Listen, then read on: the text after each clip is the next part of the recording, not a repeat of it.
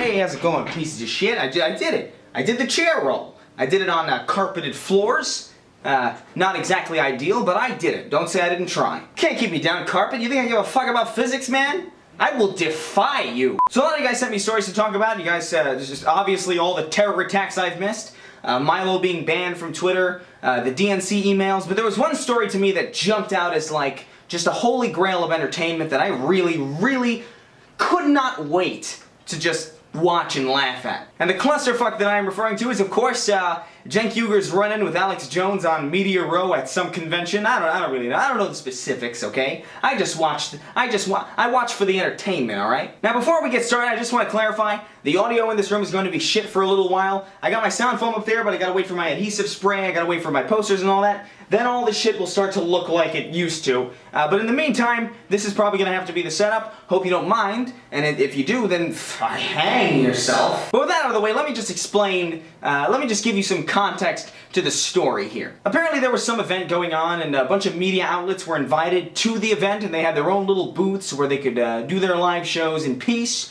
And of these news organizations, we had the Young Turks and we had Alex Jones. And these two people don't really like each other all that much. You could even say they're not very friendly. Now I have to say, as somebody who's just watching this from the outside, both of them look like idiots. Alex Jones ran over there, interrupted their live broadcast. Don't do that, don't be a cunt. But then the Young Turks kind of flipped out and they just kind of went insane when they really didn't have to. I applaud Ben Mankiewicz for being the only person there who seemed like calm and level-headed. But everybody else was just a fucking idiot. Yeah, you had Anna Kasparian fat-shaming him. You had Cenk Uger just screaming, "Fuck you, dumbass." It was, oh man.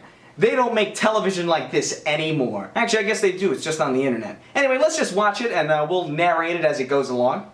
So apparently what's happening now is somebody is telling Alex Jones that he was invited over to the Young Turks booth, and this woman even points him out. It's like, oh, that's where you're supposed to be, there's Cenk, and he interrupts them. Now, I don't know the full story, I don't know whether or not Alex Jones was actually invited on, although knowing the Young Turks, I really doubt it. Can you even recall the last time the Young Turks had somebody with a different view on their channel? I can't. I absolutely cannot. There's no way in hell that Alex Jones was invited to go on the Young Turks. There's no shred of a possibility of that. But have no fear, guys, because this is the part where it starts to escalate. No more boring setup. The revolution is afoot. Welcome to the Young Turks. The overthrow of America is not.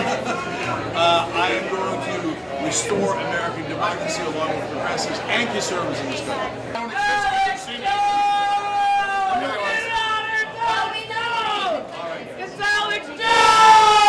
Now that person screaming, "Alex Jones, hey, Alex Jones," that's Jimmy Dore, and you'll get to know him over the next 5 minutes very well because he's a massive cunt. And pretty much, he's probably the worst person on the Young Turks at this point. Like, you know, Cenk and Anna, like, I actually like Cenk and Anna, honestly. In all seriousness, personality-wise, I don't have really a problem with them. They've got flaws and all that, and they're wrong a lot. But I don't really have problems with their character. But Jimmy Dore is just this smarmy, like, insect of a person. Just the way he speaks and the shit that he says, it's really aggravating. Yeah! Yeah! Don't freak out!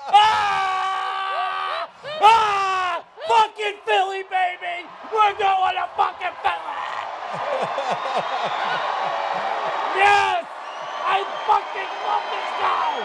We are fucking going to Philly!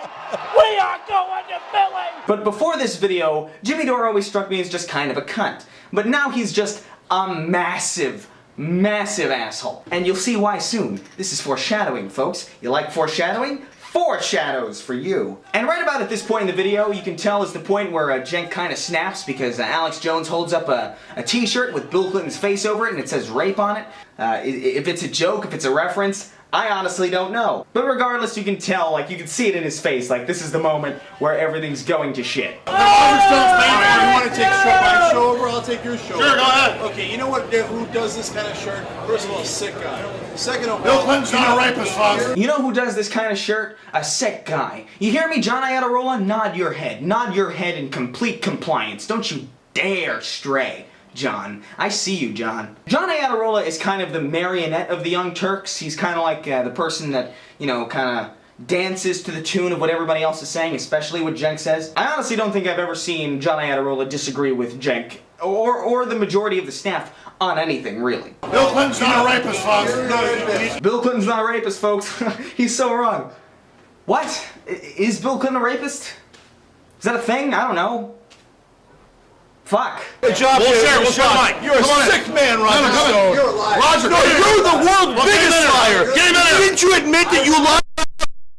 Didn't you already admit that you're a piece of crap? No, Elliot's pitcher, he's a great guy. Absolutely ain't your fucking show. Are you afraid to debate him? You're afraid. Get him up here. No, you're afraid of the rape allegations. Bring it back up. Hey, Roger, yeah, run away. Roger, don't go. He wants to debate you right now. I'm not going to debate this man. You're a hatchet man. I don't know what anyone in the media takes you seriously. I zoned out. I don't know what the fuck is going on. I have no idea what they're talking about. I don't know who this old person is. Now at this point in the video, I'm completely lost. I don't know what's going on, but I figure, hey, I'm still thoroughly entertained. Let me see where this goes. You're a hatchet man. I don't know what anyone in the media takes you seriously. All you do is lie. You're known as the biggest liar in media. You're the biggest liar in media. Give him a lie, loser. You want fucking attention? Get off the stage, you fat fuck! Get off the stage, you fat fuck. This is the point where I knew I was in for a lovely, lovely video. Because Anna Kasparian has constantly demeaned people for fat shaming. She's gone on record as saying fat shaming is terrible. Anybody who does it's a complete idiot or a total asshole. And yet here she is. It's kind of interesting.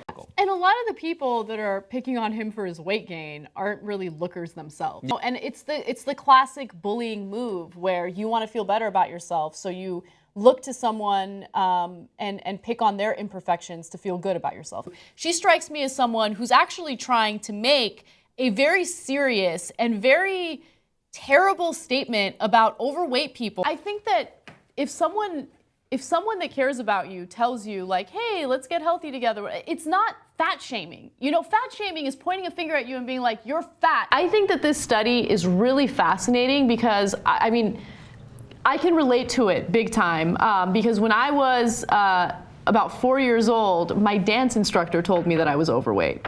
And as a 4? Yes, and that stayed with me for the rest of my life. Now, I don't fit the results of the study. I'm not an unhealthy body weight. At least I don't think I am. But you know, it does scar you, and you have issues with food and eating for the rest of your life. You want fucking attention? Get off the stage, you fat fuck! Get off! Get off! Yeah, you do! Don't touch my camera! Get the fuck off the stage! Saudi Arabians aren't funny enough, you don't see us? And see, here's the big thing, right? Like, fat shaming is okay, as long as it's towards somebody who you disagree with politically. Then it's okay, right? Anybody else, you can't fat shame them. God forbid you call somebody fat who actually is fat. Well, you're just a mean person. You deserve to die. You deserve to be lambasted in the media. But when I do it, it's fine because, you know, I believe that what I'm doing is wrong. Blows my goddamn mind. Like, how do you come out and say, like, this is a bad thing, and then go do that bad thing? See, my motto has always been consistency is key. If you can't be consistent, then just go away. Just go away. You don't know what the hell you're doing at that point. Hold on. We're against Saudi Arabia, you dumbass! We talk about that all the time! We talk about that all the time! You don't know shit! What, you think the lizard people are in charge? No. Is that what you think? Hey, you're pissed. We're kicking your ass. Is that what you think? You're the anti-liberal and you're pissed. Bullshit! We're being nice here. You know what I care about? I care about the American people. Good. You're the one putting it out. I feel so bad for Ben Mankiewicz, honestly. I disagree with Ben Mankiewicz a lot, right? But, of the people remaining at the Young Turks, he's probably the one I respect the most. And I just feel bad for him. Like, look at him. He's clearly trying to tame this fucking wild beast. And he can't do it. He's gone. He's left the realm of civility. And that's pretty much where the video ends. And a lot of you might be saying, Chris, why would you even cover this video? It's just Cenk making an ass of himself. There's no greater point to be made. Well, brace yourself, for I aim to shock you. Now, the reason I wanted to talk about this video in particular is because I feel like it highlights a pretty big problem with the Young Turks and modern liberal journalism. Cenk was incapable of diffusing that situation like an adult human being. He resulted to rage, he resulted to name-calling, all because he was confronted with somebody who disagrees with him. When you cut yourself off from opposing points of view, you allow yourself to be put into a bubble. You allow yourself to be put into kind of a self-sustained brainwash. Because when you're surrounded by yes men, you're never going to get new information. You're just going to sift through whatever information you find to make sure you find information that validates your already existing point of view. And it's people on the outskirts like Dave Rubin and fucking Milo and all these other people